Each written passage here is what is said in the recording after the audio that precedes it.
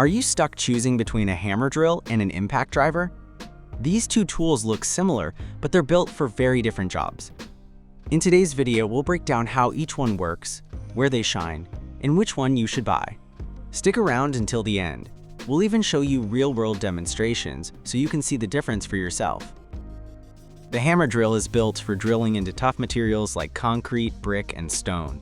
It combines rotation with a hammering action, chipping away at hard surfaces as it spins. This makes it perfect for masonry work, installing anchors, or heavy-duty construction projects. But it's heavier, noisier, and not the best choice for driving screws.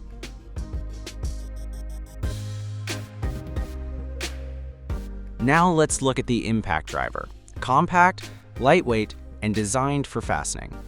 It delivers rotational force with bursts of concussive torque, making it ideal for driving screws and bolts into wood, metal, or dense material. Easier to handle than a hammer drill, it's a favorite for carpenters and DIY enthusiasts. But remember, it's not meant for drilling into masonry.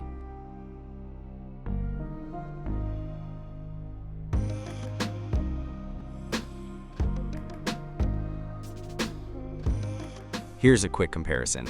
Hammer drill, best for masonry. Impact driver, best for fastening. Hammer drill, rotation plus hammering.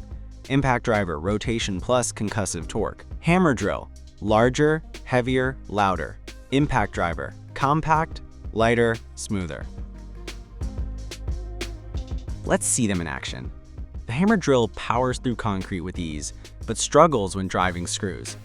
The impact driver makes quick work of long screws and hardwood, but it simply can't handle masonry. Two tools, two very different strengths.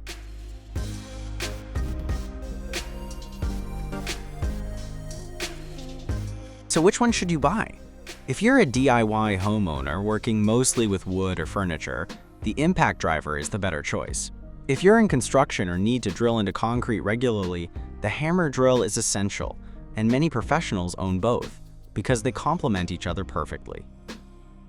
To sum it up, hammer drills are built for masonry, impact drivers are built for fastening. Two different tools, two different jobs. Which one do you use most? Drop your answer in the comments below. And if you found this video helpful, don't forget to like, subscribe, and hit the bell for more tool comparisons and DIY tips.